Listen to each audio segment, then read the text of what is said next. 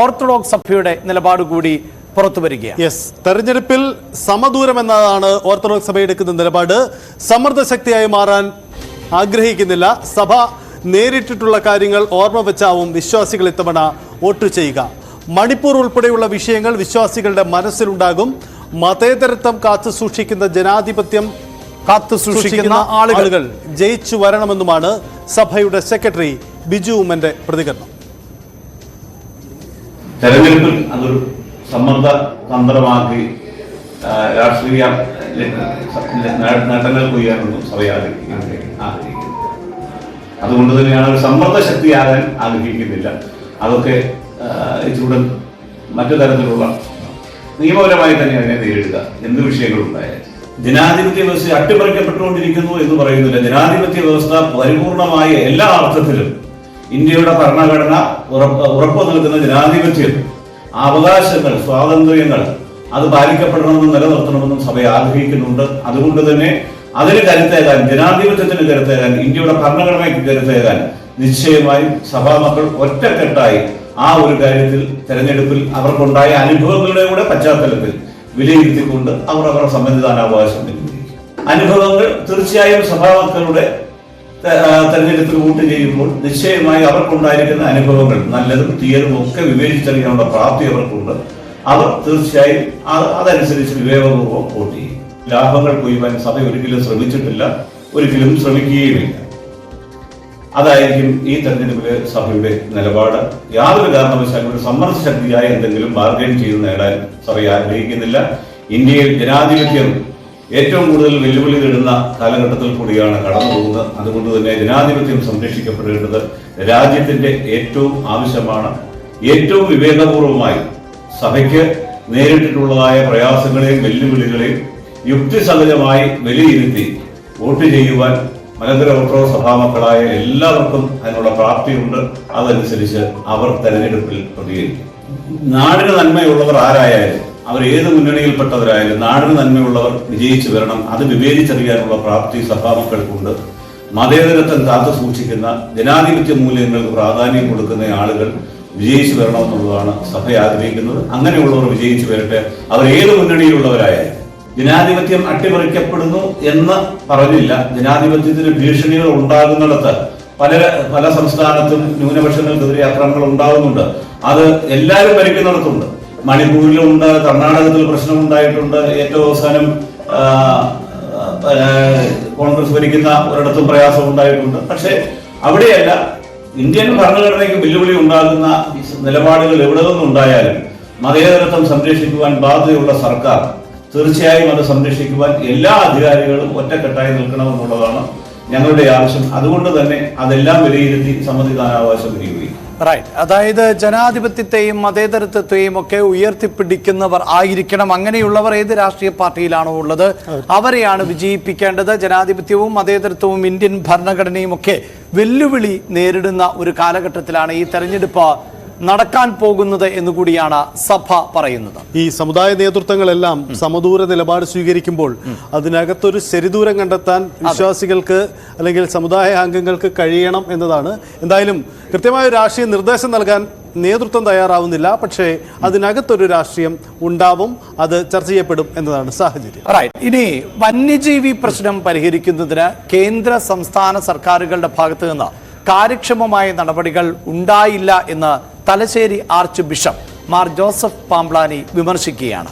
റബ്ബറിന്റെ വില 300 രൂപയാക്കി ഉയർത്തണം എന്ന് ന്യായമായ ആവശ്യം ഉന്നയിച്ചപ്പോൾ അത് രാഷ്ട്രീയമായി വ്യാഖ്യാനിച്ച് ശ്രദ്ധ തിരിച്ചുവിടുവാനുള്ള ശ്രമമാണ് ഉണ്ടായത് എന്നും അദ്ദേഹം പറയുന്നുണ്ട്. അതെ, മലയോര കർഷകരുടെ പ്രശ്നങ്ങൾ ഏതെങ്കിലും മതവിഭാഗത്തിന്റെ പ്രശ്നമായി മാത്രം കാണരുത് എന്നും മാർ ജോസഫ് പാംബ്ലാനി ന്യൂസ് 18നോട് പറഞ്ഞു.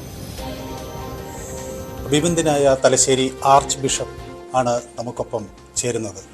പിതാവ് വളരെ കാലങ്ങളെ ഉന്നയിച്ചിട്ടുള്ള ആവശ്യങ്ങളാണ് ഈ വന്യജീവി പ്രശ്നങ്ങളിൽ നിന്നുള്ളൊരു ശാശ്വത പരിഹാരം, അതുപോലെ മലയോര കർഷകരുടെ പ്രശ്നങ്ങൾ.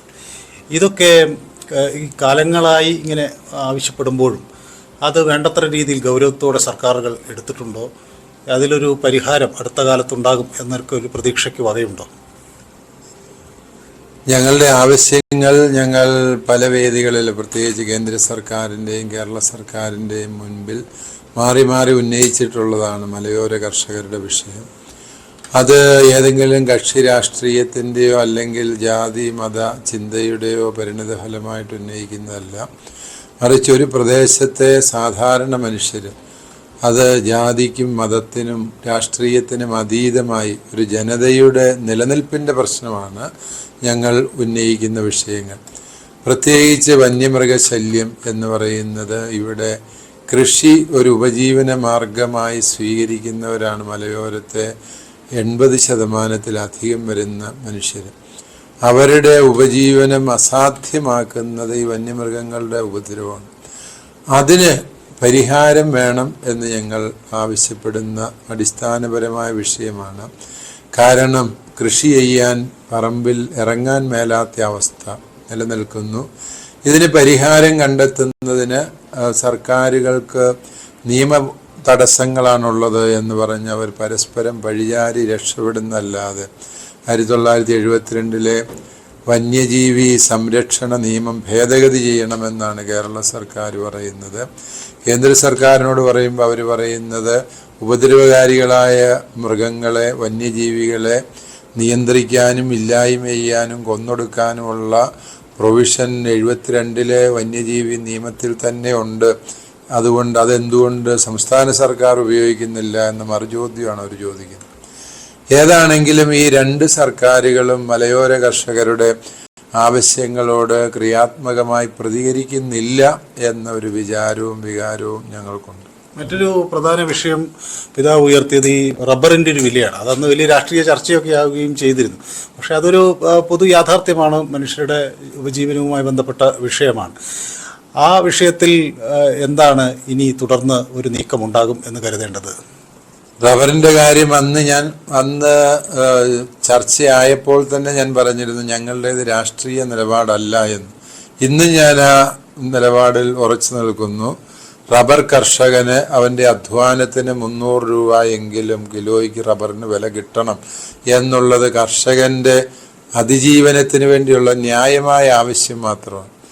അതിനെ രാഷ്ട്രീയവൽക്കരിച്ച് കർഷകൻ്റെ ആവശ്യങ്ങളിൽ നിന്ന് ശ്രദ്ധ തിരിക്കാനുള്ള ശ്രമമാണ് ഇവിടെ സർക്കാരിൻ്റെയും പല രാഷ്ട്രീയ കക്ഷികളുടെയും ഭാഗത്തു നിന്നുണ്ടായത് എന്നുള്ളത് ദുഃഖകരമാണ്. എന്നാൽ കേരള സർക്കാർ ആ വിഷയത്തെ അഡ്രസ്സ് ചെയ്യാൻ ശ്രമിച്ചു എന്നുള്ളത് ഞങ്ങൾ പോസിറ്റീവായിട്ട് തന്നെ കാണുന്നു. 10 രൂപ ആണെങ്കിൽ 10 രൂപ കൂട്ടിവെച്ച് ഇവിടുത്തെ റബ്ബർ കർഷകനും ഇവിടുത്തെ പൗരനാണ് എന്നുള്ളൊരു അംഗീകാരം വാസ്തവത്തിൽ സാമ്പത്തിക നേട്ടത്തെക്കാൾ ഉപരി 10 രൂപ എങ്കിലും കൂട്ടാൻ മനസ്സ് കാണിച്ചു എന്നുള്ളത് അത്രയും ഞങ്ങൾ അതിനെ പോസിറ്റീവായിട്ട് എടുക്കുന്നു. അതുപോലെ തന്നെ കുടിശ്ശികയായത് കുറേയൊക്കെ കൊടുത്തു തീർക്കാനും സർക്കാർ സന്നദ്ധമായി.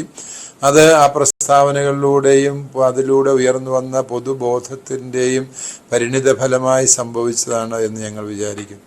അതുപോലെ തന്നെ കേന്ദ്ര സർക്കാർ പല രീതിയിലുള്ള നിലപാടുകൾ എടുക്കും എന്ന് പറഞ്ഞതല്ലാതെ ഒന്നും എടുത്തിട്ടില്ല.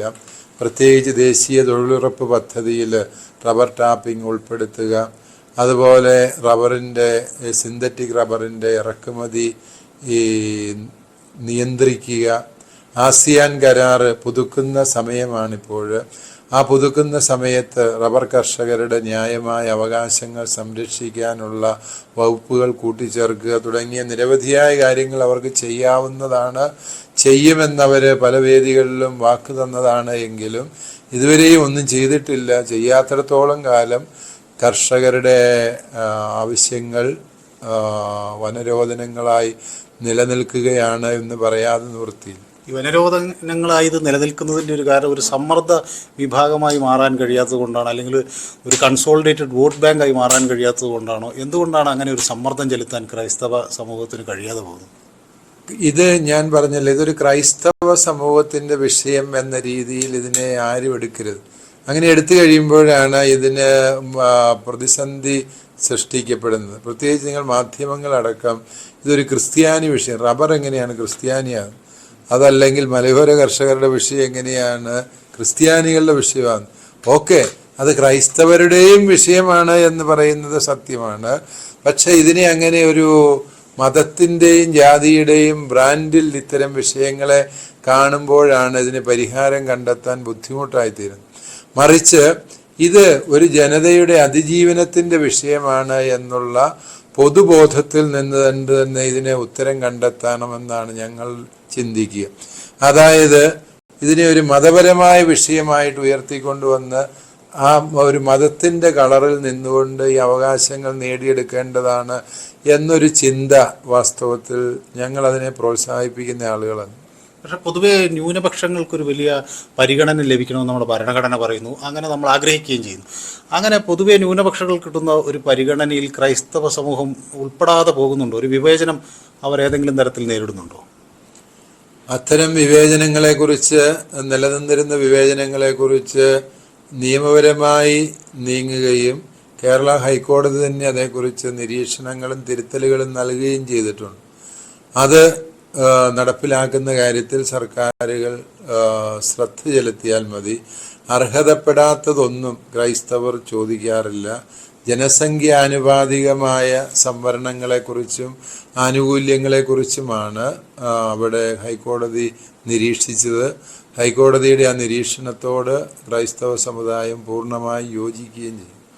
പൊതുവെ ഒട്ടനവധി വെല്ലുവിളികൾ ഈ സമൂഹം നേരിടുന്നുണ്ട് എന്ന് തോന്നുന്നുണ്ടോ? രാജ്യമെമ്പാടും പലതരത്തിലുള്ള വാർത്തകൾ പുറത്തു വരുന്നു. അതിനെയൊക്കെ എങ്ങനെയാണ് കേരളത്തിലെ ക്രൈസ്തവ സമൂഹം പൊതുവെ നോക്കിക്കാണുന്നത്? ക്രൈസ്തവർ അനുഭവിക്കുന്ന വിവിധങ്ങളായ പ്രതിസന്ധികളെക്കുറിച്ച് തീർച്ചയായും കേരളത്തിലെ സഭയ്ക്കും ആശങ്കകളുണ്ട്. സമയാസമയങ്ങളിൽ ആശങ്കകൾ ഞങ്ങൾ പങ്കുവച്ചിട്ടുള്ളതുമാണ്. സ്വാഭാവികമായി ഈ ഘട്ടത്തിൽ എന്തെങ്കിലും തരത്തിലുള്ള ഒരു ഉറപ്പ് സർക്കാരുകളിൽ നിന്നോ അല്ലെങ്കിൽ രാഷ്ട്രീയ നേതാക്കളിൽ നിന്നോ എന്തെങ്കിലും കിട്ടുന്നുണ്ടോ? ഇപ്പോൾ ഈ ഉയർത്തിയ ആശയങ്ങൾ തെരഞ്ഞെടുപ്പൊക്കെ വരുന്നൊരു പശ്ചാത്തലത്തിലാണെങ്കിൽ കൂടി ഞങ്ങളങ്ങനെ ഇതിനെ ഏതെങ്കിലും ഒരു ന്യൂനപക്ഷം പീഡിപ്പിക്കപ്പെടുന്നു എന്നുള്ളത് ആ ന്യൂനപക്ഷത്തിൻ്റെ മാത്രം വിഷയമായിട്ട് അതിനെ കൈകാര്യം ചെയ്യുന്ന അവസ്ഥ ഭാരതത്തിൽ സമീപകാലത്തുണ്ടായൊരു പ്രതിസന്ധിയാണ്. യഥാർത്ഥത്തിൽ അങ്ങനെയല്ലല്ലോ അത് ചെയ്യേണ്ടത്. ഭരണഘടന ഇവിടുത്തെ പൗരന്മാർക്ക് നൽകുന്ന ചില സ്വാതന്ത്ര്യങ്ങളുണ്ട്, അവകാശങ്ങളുണ്ട്. ആ അവകാശങ്ങൾ സംരക്ഷിക്കപ്പെടുക, ഭരണഘടന ഉറപ്പു നൽകുന്ന സ്വാതന്ത്ര്യം സംരക്ഷിക്കപ്പെടുക. ഇതിനപ്പുറത്തൊന്നും ഇവിടെ ഞങ്ങൾ ആവശ്യപ്പെടുന്നില്ല. അങ്ങനെ ആരും ആവശ്യപ്പെടുന്നത് ശരിയുമല്ല. പോപ്പ് അടുത്ത വർഷം ഇന്ത്യയിലേക്ക് വരുന്നു. ക്രൈസ്തവ സമൂഹം വലിയ ഒരു കാര്യത്തോടു കൂടി ഉറ്റുനോക്കുന്നു, ഭക്തിയോടുകൂടി ഉറ്റുനോക്കുന്നു. എങ്ങനെയാണ് ആ വരവിനെ കാണുന്നത്? നമ്മുടെ സർക്കാരിൻ്റെ അതിഥിയായി വരുന്നു. അത് ലോക രംഗത്ത് ഒരു ഇന്ത്യക്ക് ഏത് തരത്തിലുള്ളൊരു മാറ്റമുണ്ടാകും? പ്രത്യേകിച്ച് ഒരു കേന്ദ്ര സർക്കാരിൻ്റെ ആ സമീപനത്തെയൊക്കെ എങ്ങനെയാണ് കാണുന്നത്? പോപ്പ് വരുന്നു എന്നും പോപ്പിനെ ക്ഷണിച്ചതായും ഒക്കെ വർഷങ്ങളായി ഇവിടെ വാർത്തകളുണ്ട്. ഇതുവരെയും അതേ സംബന്ധിച്ച് സ്ഥിരീകരണങ്ങളൊന്നും സംഭവിച്ചിട്ടില്ല. അതുകൊണ്ട് വന്നു കഴിഞ്ഞ് അതേക്കുറിച്ച് കമൻറ്റ് പറയും. ഏതായാലും ഈ വളരെ തിരക്കേറിയ സമയത്തും ഞങ്ങൾക്ക് സമയം അനുവദിച്ചതിന് വളരെ നന്ദി. ക്യാമറമാൻ സുമേഷ് മോറയ്ക്കൊപ്പം മനു ഭരത്, ന്യൂസ് 18 കണ്ണൂർ. തെരഞ്ഞെടുപ്പിന് മുമ്പ് തന്നെ ഈ റബ്ബർ വില 300 കടത്തിയാൽ ആരെയും സഹായിക്കും എന്ന തരത്തിലുള്ള പാംപ്ലാനിയുടെ പ്രതികരണം ഒരു വലിയ ചർച്ചയ്ക്ക് കേരളത്തിൽ വഴിയൊരുക്കിയ പക്ഷേ BJP ക്രൈസ്തവ സമൂഹവുമായി എടുക്കാനുള്ള നീക്കത്തിൽ ഒരു ടേണിംഗ് പോയിന്റ് ആയിരുന്നു അന്നത്തെ ആ പ്രസ്താവന. അത് ആ തരത്തിൽ ചർച്ച ചെയ്യപ്പെട്ടതാണ്. പക്ഷേ ആ നിലപാടിൽ നിന്ന് അദ്ദേഹം ഇപ്പോൾ അല്പം പിന്നോട്ട് പോക്കാണ്. കാരണം അതിനെ തെറ്റായി വ്യാഖ്യാനിച്ചു എന്നതാണ് അദ്ദേഹം എടുക്കുന്ന നിലപാട്. ശ്രദ്ധിച്ചു. ഇനി നമുക്ക് ക്രൈസ്തവ സമൂഹം നേരിടുന്ന പ്രശ്നങ്ങൾ ഇക്കുറി വോട്ടിംഗിൽ പ്രതിഫലിക്കുമെന്നാണ് Catholic Congress global director father Philip Kaveel പറയുന്നത്. അതെ, വന്യജീവി പ്രശ്നങ്ങൾ പരിഹരിക്കുന്നതിൽ സംസ്ഥാന സർക്കാർ പരാജയപ്പെട്ടു. റബ്ബർ വിലയുടെ കാര്യത്തിൽ കേന്ദ്ര സംസ്ഥാന സർക്കാരുകൾ ഒളിച്ചുകളി നടത്തുകയാണ്. ന്യൂനപക്ഷങ്ങളിൽ ന്യൂനപക്ഷമായ ക്രൈസ്തവ സമൂഹം വിവേചനം നേരിടുന്നുണ്ട് എന്നും ഫാദർ ഫിലിപ്പ് കവീൽ ന്യൂസ് 18നോട് പറഞ്ഞു.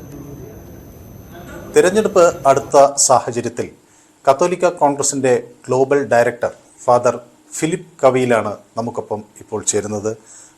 ഫാദർ ഫിലിപ്പ്, ഈ തിരഞ്ഞെടുപ്പ് എങ്ങനെയാണ് കത്തോലിക്ക കോൺഗ്രസ് നോക്കിക്കാണുന്നത്? എന്താണ് അതിൻ്റെ ഒരു ഔട്ട്കം ഉണ്ടാകുക എന്നാണ് പ്രതീക്ഷിക്കുന്നത്? കത്തോലിക്ക കോൺഗ്രസ് വളരെ പ്രതീക്ഷയോടെയാണ് ഈ തിരഞ്ഞെടുപ്പിനെ നോക്കിക്കാണുന്നത്. ആദ്യമായി തന്നെ എനിക്ക് അഭ്യർത്ഥിക്കുവാനുള്ളത്, കത്തോലിക്ക കോൺഗ്രസിൻ്റെ എല്ലാ പ്രവർത്തകരും ഈ തെരഞ്ഞെടുപ്പ് പ്രക്രിയയിൽ ആത്മാർത്ഥമായി പങ്കുചേരണം. അതായത് എല്ലാവരും തങ്ങളുടെ വോട്ടവകാശം വിനിയോഗിക്കണം. അതാണ് എനിക്ക് ആദ്യമേ പറയാനുള്ളത്. ഇതിൽ പല പൊളിറ്റിക്കൽ പാർട്ടികൾ പലതരത്തിലുള്ള ആശയങ്ങൾ മുന്നോട്ട് വയ്ക്കുന്നുണ്ട്. ക്രിസ്ത്യൻസ് എങ്ങനെ ചിന്തിക്കണമെന്നതിനെ സംബന്ധിച്ച് അവരൊക്കെ പല കാരണങ്ങൾ ഒക്കെ പറയുന്നുമുണ്ട്. ഒട്ടനവധി വിഷയങ്ങൾ അതുമായി കോൺട്രവേഴ്ഷ്യലായതും അല്ലാത്തതൊക്കെ ഉണ്ട്. അതിൽ എങ്ങനെയാണ്, എന്തായിരിക്കാം പ്രധാന ഒരു ആസ്പെക്റ്റായി ഈ തെരഞ്ഞെടുപ്പിൽ വോട്ട് ചെയ്യുമ്പം ഈ കമ്മ്യൂണിറ്റിയുടെയോ അല്ലെങ്കിൽ കാത്തലിക് കോൺഗ്രസിൻ്റെയോ മുന്നിൽ വരുന്നൊരു പ്രധാന വിഷയം എന്താണ്? കത്തോലിക്ക കോൺഗ്രസിനെ സംബന്ധിച്ചിടത്തോളം ഈ തെരഞ്ഞെടുപ്പ് അല്ലെങ്കിൽ ഈ തെരഞ്ഞെടുപ്പ് പ്രക്രിയ തന്നെ ഈ നാടിൻ്റെ നന്മയ്ക്ക് വേണ്ടിയുള്ള ഒരു കാര്യമാണ്. ഇവിടെ സമത്വസുന്ദരമായ എല്ലാവർക്കും സമാധാനത്തോടെ ജീവിക്കാൻ സാധിക്കുന്ന ഒരു സംവിധാനം ഉണ്ടാകണം. അതിനുള്ള ഗവൺമെൻറ്റുകളാണ് വരേണ്ടത്. ഒരു ഗവൺമെൻറ് എന്ന് പറയുമ്പോൾ ഈ നാട്ടിലെ പൗരന്മാർക്ക് നന്മ ചെയ്യുന്ന ഒരു സംവിധാനമായിരിക്കണം. ഈ പൗരന്മാരുടെ ജീവിത സുരക്ഷ പ്രധാനമാണ്. അവർക്ക് ജീവിക്കാൻ വേണ്ടുന്ന സ്ഥിതിവിശേഷം ഇവിടെ സംജാതമാക്കേണ്ടതുണ്ട്. അവർക്ക് വിദ്യാഭ്യാസം ലഭിക്കണം. അവർക്ക് പരസ്പര സ്നേഹത്തിൽ ജീവിക്കുവാൻ, സൗഹൃദത്തിൽ ജീവിക്കാനുള്ള ഒരു സമാധാന അന്തരീക്ഷം ഈ നാട്ടിൽ സംജാതമാകണം. അത് ഏത് ഗവൺമെൻറ് വന്നാലും അതിനായിരിക്കും പ്രാധാന്യം കൊടുക്കേണ്ടത്. ഈ കർഷകരുടെ പ്രശ്നങ്ങൾ ഒരു വലിയ വിഷയമായി എല്ലാ കാലത്തും സഭ ഉയർത്തിക്കൊണ്ടുവന്നിട്ടുണ്ട്. അവരുടെ റബ്ബറിൻ്റെ വിലയിടിവ്, ഒരിക്കൽ ആർച്ച് ബിഷപ്പ് തന്നെ പറഞ്ഞു 400 രൂപയെങ്കിലും ഇതാക്കണം, അങ്ങനെ 300 രൂപയാക്കണം, അങ്ങനെ ആക്കുന്നവരെ പിന്തുണയ്ക്കണം എന്നൊക്കെയുള്ള ഒരു നിലപാടൊക്കെ അദ്ദേഹം പറഞ്ഞു. അതിൽ BJP-യോട് അയിത്തമില്ല എന്നൊക്കെ അദ്ദേഹം പറഞ്ഞു. അപ്പം എങ്ങനെയാണ് ആ വിഷയങ്ങളെ കാണുന്നത്? അത് കേന്ദ്ര സർക്കാരിൽ അത്തരം പ്രതീക്ഷകൾ ഉണ്ടോ? കർഷകരുടെ വിഷയങ്ങൾ എപ്പോഴും സഭയുടെ ഒരു പ്രധാന വിഷയം തന്നെയാണ്. കാരണം ബഹുഭൂരിപക്ഷം വരുന്ന സഭാ അംഗങ്ങളും കർഷകരാണ്. ഈ കർഷകർ ഇന്ന് ഈ നാട്ടിൽ വളരെയധികം ജീവിക്കാൻ ബുദ്ധിമുട്ടുന്ന ഒരു വിഭാഗമായി മാറിയിട്ടുണ്ട് എന്നുള്ളതിൽ യാതൊരു തർക്കവുമില്ല. നിങ്ങൾക്ക് തന്നെ സമകാലീന സംഭവങ്ങളൊക്കെ എടുത്തു നോക്കിയാൽ മതി. അനുദിന ജീവിത ചെലവ് വല്ലാതെ വർദ്ധിച്ചിട്ടും ഈ കർഷകരുടെ ഉൽപ്പന്നങ്ങൾക്ക് മാത്രം അതിനാനുപാതികമായ വില ലഭിക്കുന്നില്ല.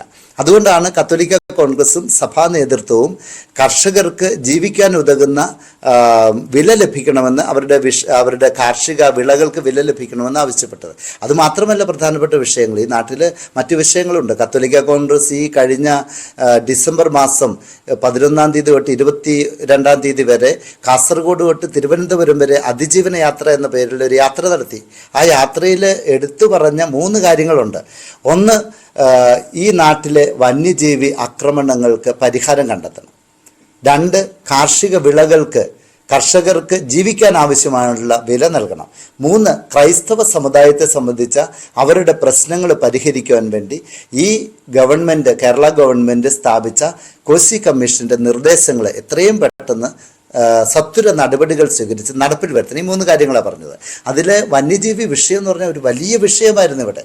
അത് ഏതെങ്കിലും വിഷയങ്ങളിൽ ഈ സർക്കാരുമായി ചർച്ച ചെയ്യുകയോ അവരിൽ നിന്ന് എന്തെങ്കിലും ഉറപ്പ് ലഭിക്കുകയോ എന്തെങ്കിലും ചെയ്തിട്ടുണ്ടോ? സർക്കാർ പൊതുവായിട്ട് പറയുന്നതല്ലാതെ കൃത്യമായ ഒരു ആക്ഷൻ എടുത്തായിട്ട് എനിക്ക് തോന്നുന്നില്ല. പ്രത്യേകിച്ച് ഈ വനം വന്യജീവി വകുപ്പ് ഇവിടെ വളരെ നിരുത്തരവാദിത്വപരമായ ഒരു നിലപാടാണ് പലപ്പോഴും സ്വീകരിക്കുന്നത്. സജിത്ത്, ഒരു സമയത്തൊക്കെ ഈ മതപുരോഹിതരുടെ അല്ലെങ്കിൽ സഭാധ്യക്ഷന്മാരുടെയൊക്കെ പ്രതികരണങ്ങൾക്ക് വലിയ ഇടം ഉണ്ടായിരുന്നു. എനിക്ക് തോന്നുന്നു ഈ ഏറ്റവും തെരഞ്ഞെടുപ്പ് നടക്കുന്നതിന് ഏറ്റവും മുമ്പുള്ള ഞായറാഴ്ചകളിൽ സാധാരണ പള്ളികളിൽ ഉൾപ്പെടെ നടത്തുന്ന പ്രഭാഷണങ്ങൾ, അത് ഒരു സഭയുടെ ഒരു നിലപാട് എന്താകുമോ അതായിരിക്കും ആ സഭയ്ക്ക് കീഴിലുള്ള എല്ലാ പള്ളികളിലും അവിടുത്തെ അച്ഛന്മാർ ഈ തെരഞ്ഞെടുപ്പുമായി ബന്ധപ്പെട്ട് നടത്താറുള്ള പ്രസംഗങ്ങൾ ഒക്കെ. പക്ഷേ ഇപ്പോൾ ഏത് മതവിഭാഗത്തിൽപ്പെട്ടവരാണെങ്കിലും ഒക്കെ സ്വതന്ത്രമായി ഒക്കെ തീരുമാനമെടുക്കുന്ന ഒരു പശ്ചാത്തലമുണ്ടെങ്കിലും സഭയുടെ നിലപാടുകളെ പൂർണ്ണമായും തള്ളിക്കളയാൻ പറ്റുന്ന ഒരു സാഹചര്യമാണോ ഇപ്പോഴും ഉള്ളത്? എങ്ങനെയാണ് സജിത്ത് അതിനെ നോക്കിക്കാണുന്നത്? എനിക്ക് തോന്നുന്നു സഭകളുടെ നിലപാടുകളെ ഒരിക്കലും തള്ളിക്കളയാൻ കഴിയില്ല എന്ന് മാത്രമല്ല, ഈ ചില ഗ്രൂപ്പുകൾ, ആൾക്കൂട്ടങ്ങൾ എടുക്കുന്ന പൊതു നിലപാടുകൾ തെരഞ്ഞെടുപ്പിൽ വലിയ സ്വാധീനിക്കപ്പെടും. അതുകൊണ്ട് ഇത്തവണ അത് നിർണായകമാവും. ടോം കുര്യാക്കോസ് നമുക്കൊപ്പമുണ്ട്. ടോം, ഇതിന്റെ രാഷ്ട്രീയം നമുക്ക് പരിശോധിക്കുമ്പോൾ പൊതുവിൽ ക്രൈസ്തവ സഭാ നേതൃത്വം BJP-യുമായി അടുക്കുന്നു എന്ന സൂചന കുറച്ച് മുമ്പ് വരെ ഉണ്ടായിരുന്നു. പക്ഷേ തൊട്ട് മുമ്പ് നമ്മൾ അവിടെ പ്രതികരിച്ച 2 പേരും, ഫിലിപ്പ് കവീലാവട്ടെ ജോസഫ് പ്ലാംബ്ലാനി ആവട്ടെ, ഇവരൊന്നും ഈ മണിപ്പൂരിനെ മറന്നുകൊണ്ടല്ല നിലപാടെടുക്കുന്നത്. അതുകൊണ്ട് BJP-ക്ക് കൃത്യമായ മുന്നറിയിപ്പ് നൽകുന്നു. എന്നാൽ തങ്ങൾ സമദൂര നിലപാടാണ് എന്ന പൊതു സ്വഭാവം സ്വീകരിക്കുന്നു.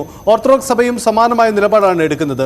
ഇത്തവണ ഈ കത്തോലിക്ക സഭ ഈ ലോക്സഭാ തെരഞ്ഞെടുപ്പിൽ എടുക്കുന്ന രാഷ്ട്രീയം, കത്തോലിക്ക സഭയ്ക്കപ്പുറം ക്രൈസ്തവ സമൂഹം പൊതുവിൽ കേരളത്തിലെടുക്കുന്ന നിലപാട്, അത് എത്ര കണ്ട് നിർണായകമാവും? അതിൻ്റെ നീക്കം, അതിൻ്റെ സാധ്യതകൾ അതെങ്ങനെയാണ് ടോം? സജിത്ത്, ഒരു കഴിഞ്ഞ നിയമസഭാ തെരഞ്ഞെടുപ്പോട് കൂടിയാണ് സഭ കൃത്യമായ ഒരു രാഷ്ട്രീയ നിലപാട് വ്യക്തമാക്കിക്കൊണ്ട് ഒരു പരസ്യമായ പല പ്രതികരണങ്ങളും സഭയുടെ ഭാഗത്തുനിന്നുണ്ടായിരുന്നു. പ്രത്യേകിച്ചും UDF-നും LDF-നും എതിരായിട്ടുള്ള ഒരു പരസ്യ പ്രസ്താവനകൾ വരുന്നു. ആ ഒരു സമയത്താണ് BJP സഭാ വോട്ടുകൾ, ക്രൈസ്തവ വോട്ടുകൾ ലക്ഷ്യമിട്ടുള്ള പല നീക്കങ്ങളും തുടങ്ങിയത്. ക്രൈസ്തവ സഭാ മേലധ്യക്ഷന്മാരുമായിട്ടുള്ള കൂടിക്കാഴ്ചകൾ നടത്തുന്നു. പിന്നീട് സഭാ നേതൃത്വത്തിന്റെ ഭാഗത്തുനിന്നും BJPക്ക് അനുകൂലമായിട്ടുള്ള പല പ്രസ്താവനകളൊക്കെ വരുന്നുണ്ട്. അതായത് ലവ് ജിഹാദ് വിഷയം, നർക്കോട്ടിക് ജിഹാദ്, ഈ വിഷയങ്ങളിലെല്ലാം വലിയ വിവാദമാവുകയും ഇടതുപക്ഷവും UDF-ഉം സഭാ നേതൃത്വത്തെ വിമർശിക്കുകയും ചെയ്യുന്ന പശ്ചാത്തലത്തില് സഭയെ പിന്തുണച്ചുകൊണ്ട് രംഗത്തെത്തിയത് BJP നേതൃത്വമായിരുന്നു. അവിടെയാണ് BJP സഭാ വോട്ടുകളെ, ക്രൈസ്തവ വിഭാഗത്തെ വോട്ട് ബാങ്കുകൾ ലക്ഷ്യമിട്ടുള്ള പല ശ്രമങ്ങളും ഉണ്ടായി. ഈ അടുത്ത കാലത്ത്, സമീപകാലത്ത്, അതായത് ക്രിസ്മസ് നാളുകളിൽ BJP പ്രധാനമന്ത്രി നരേന്ദ്രമോദി വിവിധ സഭാ മേലധ്യക്ഷന്മാരുമായി കൂടിക്കാഴ്ച നടത്തുന്നു, ക്രിസ്മസ് വിരുന്നൊരുക്കുന്നു. BJPയുടെ സംസ്ഥാന അധ്യക്ഷൻ K. സുരേന്ദ്രൻ സഭാ നേതൃത്വത്തിന്റെ, അതായത് വിവിധ ക്രൈസ്തവ ഭവനങ്ങളിൽ സന്ദർശനം നടത്തുന്നു. അങ്ങനെ BJP സഭയുമായി അടുക്കാനുള്ള പല ശ്രമങ്ങൾ നടത്തിയെങ്കിലും പക്ഷെ മണിപ്പൂര് സഭയ്ക്കുള്ളിൽ ഒരു വലിയ മുറിവായി ഇപ്പോഴും നിലനിൽക്കുന്നു എന്നതൊരു വസ്തുതയാണ്. അതാണ് സഭ പ്രധാനമായും ചൂണ്ടിക്കാണിക്കുന്നത്. പക്ഷെ കേരളത്തിലേക്ക് വരുമ്പോൾ, പ്രത്യേകിച്ചും സീറോ മലബാർ സഭയെ സംബന്ധിച്ച് മണിപ്പൂർ അത്ര ഒരു വലിയ വിഷയമായി അവർ കാണുന്നില്ല. കാരണം സഭയെ സഭയുടെ ഒരു പള്ളികളോ അല്ലെങ്കിൽ സഭയുടെ വിശ്വാസികൾക്ക് നേരെയോ നേരിട്ടൊരു ആക്രമണം ഉണ്ടായില്ല എന്നതൊരു കാരണം. പക്ഷെ എങ്കിൽ പോലും രാജ്യത്ത് ക്രൈസ്തവ വിഭാഗങ്ങൾക്കെതിരെ വലിയ രീതിയിൽ പലയിടങ്ങളിലും ആക്രമണം ഉണ്ടാകുന്നത് സഭാ നേതൃത്വത്തെ സംബന്ധിച്ച് ആശങ്ക ഉളവാക്കുന്ന കാര്യമാണ്. അതുകൊണ്ട് തന്നെയാണ് നേരത്തെ തന്നെ ഏതാനും മാസങ്ങൾക്ക് മുൻപ് CBC യോഗം ചേർന്ന് രാജ്യത്ത് മതേതരത്വം സംരക്ഷിക്കുന്നവ ഒരു സർക്കാർ അധികാരത്തിൽ വരണം എന്ന ഒരു പരസ്യമായ നിലപാട് CBC സ്വീകരിച്ചത്. പക്ഷെ കേരളത്തിലേക്ക് വരുമ്പോൾ സീറോ മലബാർ സഭയെ സംബന്ധിച്ച് കൃത്യമായ ഒരു രാഷ്ട്രീയമുണ്ട്. അതായത് ഇവിടുത്തെ കാർഷിക വിഷയങ്ങൾ, റബ്ബറിന്റെ വിലയിടിവ്, വന്യജീവി ആക്രമണം. ഈ സമീപകാലത്ത് ഏറ്റവും കൂടുതൽ സഭയെ സംബന്ധിച്ച് അസ്വസ്ഥപ്പെടുത്തിയത് വന്യജീവി ആക്രമണത്തിൽ ഏറ്റവും കൂടുതൽ കൊല്ലപ്പെട്ടത് ക്രൈസ്തവ മതവിഭാഗത്തിൽപ്പെട്ട ആളുകളാണ് എന്നതാണ്. കാരണം കഴിഞ്ഞ 5 വർഷത്തെ കണക്കുകൾ പുറത്തു വന്നപ്പോൾ 100 കണക്കിന് ക്രൈസ്തവ മത വിഭാഗത്തിൽപ്പെട്ട ആളുകൾ കൊല ചെയ്യപ്പെട്ടു. പ്രത്യേകിച്ചും കുടിയേറ്റ ക്രൈസ്തവർ ജീവിക്കുന്ന മേഖലകളിലായിരുന്നു ഏറ്റവും കൂടുതൽ വന്യജീവി ആക്രമണം ഉണ്ടായത്. ഈ വിഷയത്തിൽ സംസ്ഥാന സർക്കാരിന്റെ ഭാഗത്തുനിന്ന് കൃത്യമായ ഒരു ഇടപെടൽ ഉണ്ടായില്ല. മാത്രമല്ല, ബിഷപ്പ് ജോസഫ് പാംപ്ലാനിയും കത്തോലിക്ക കോൺഗ്രസിന്റെ ഗ്ലോബൽ ഡയറക്ടർ ഫാദർ ഫിലിപ്പ് കവീലും വനം മന്ത്രി രാജിവെക്കണമെന്ന ആവശ്യം ഉന്നയിച്ചു. പക്ഷെ സർക്കാരിന്റെ ഭാഗത്തുനിന്ന് യാതൊരു ചർച്ചയും ഉണ്ടായില്ലെന്ന് മാത്രമല്ല, ഇപ്പോഴും ഇടുക്കി, താമരശ്ശേരി, അതോടൊപ്പം വയനാട്, തലശ്ശേരി ഉൾപ്പെടെയുള്ള കണ്ണൂർ ജില്ലയിലെ മലയോര മേഖലകളടക്കം വലിയ രീതിയിൽ വന്യജീവി ആക്രമണം ഇപ്പോഴും തുടരുന്നു. നിരവധി ആളുകൾ കൊല ചെയ്യപ്പെടുന്നു, കാർഷിക വിളകൾ നശിക്കുന്നു. ഇത് സഭയെ സംബന്ധിച്ച് വലിയ അസ്വസ്ഥപ്പെടുത്തുന്ന കാര്യമാണ്. സഭയെ നേരിട്ട് ബാധിക്കുന്ന പ്രശ്നമാണ്. മാത്രമല്ല, റബ്ബർ വിലയിടിവിന്റെ പ്രശ്നം. നേരത്തെ 300 രൂപ റബ്ബറിന് വില ഉണ്ടായാൽ, വില വർധന ഉണ്ടായിക്കഴിഞ്ഞാൽ അത് BJPക്ക് അനുകൂലമായി ഞങ്ങൾ വോട്ട് ചെയ്യും എന്ന ഒരു പ്രസ്താവന ആർച്ച് ബിഷപ്പ് ജോസഫ് പാംപ്ലാനിയുടെ ഭാഗത്തു നിന്ന് ഉണ്ടായത്. അതിനെ രാഷ്ട്രീയവൽക്കരിച്ചു എന്ന് അദ്ദേഹം തുറന്നു പറയുന്നുണ്ട്. അതൊരു പരിധിവരെയും അങ്ങനെ തന്നെ വിലയിരുത്തേണ്ടതിരിക്കുന്നു. അതായത് അദ്ദേഹം ചൂണ്ടിക്കാണിച്ചത് 300 രൂപ ആരാക്കിയാൽ 300 രൂപ വില ഏത് സർക്കാരിന്റെ ഭാഗത്തുനിന്ന് അത്തരം ഒരു സമീപനം ഉണ്ടായാലും ഞങ്ങൾ പിന്തുണയ്ക്കും എന്നത് ഒരു രാഷ്ട്രീയപരമായിട്ട് പറഞ്ഞതല്ല, സഭയുടെ ആശങ്ക പങ്കുവെച്ചതാണ്. കാരണം വലിയ രീതിയിൽ കേരളത്തിലെ ക്രൈസ്തവ വിഭാഗത്തിന് വലിയൊരു ഭൂരിപക്ഷം ആളുകളും റബ്ബറിനെ ആശ്രയിച്ച് ജീവിക്കുന്നവരാണ്.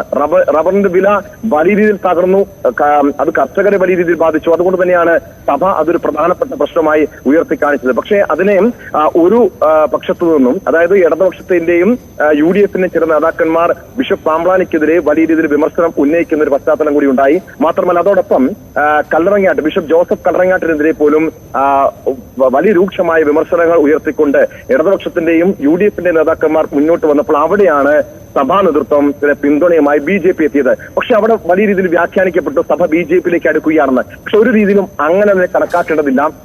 സഭ കൃത്യമായ രാഷ്ട്രീയം പറയുന്നുണ്ട്. അതായത് മതേതരത്വം സംരക്ഷിക്കുന്നവർ അധികാരത്തിൽ വരണം. പക്ഷെ അതോടൊപ്പം തന്നെ സംസ്ഥാന സർക്കാരിനെതിരെയും കേന്ദ്ര സർക്കാരിനെതിരെയും രൂക്ഷമായ വിമർശനം സഭ ഉയർത്തുന്നുണ്ട്.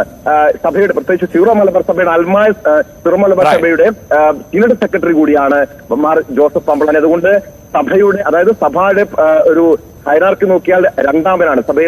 സഭാ major archbishop Mar Raphael Thattil കഴിഞ്ഞാൽ സഭയുടെ രണ്ടാമനായിട്ടുള്ള വ്യക്തിയാണ് മാർ ജോസഫ് പാംപ്ലാനി. അതുകൊണ്ട് തന്നെ അദ്ദേഹത്തിന്റെ ഈ പ്രസ്താവനകളെ, നിലപാടുകളെ സഭയുടെ ഔദ്യോഗിക നിലപാടായി തന്നെ കാണേണ്ടി വരും. സജിത്ത്, അഭിലാഷ്, സമഗ്രമായ അവലോകനം റിപ്പോർട്ട് ആണ് ഇപ്പോൾ ടോം നൽകിയത്. നമുക്ക്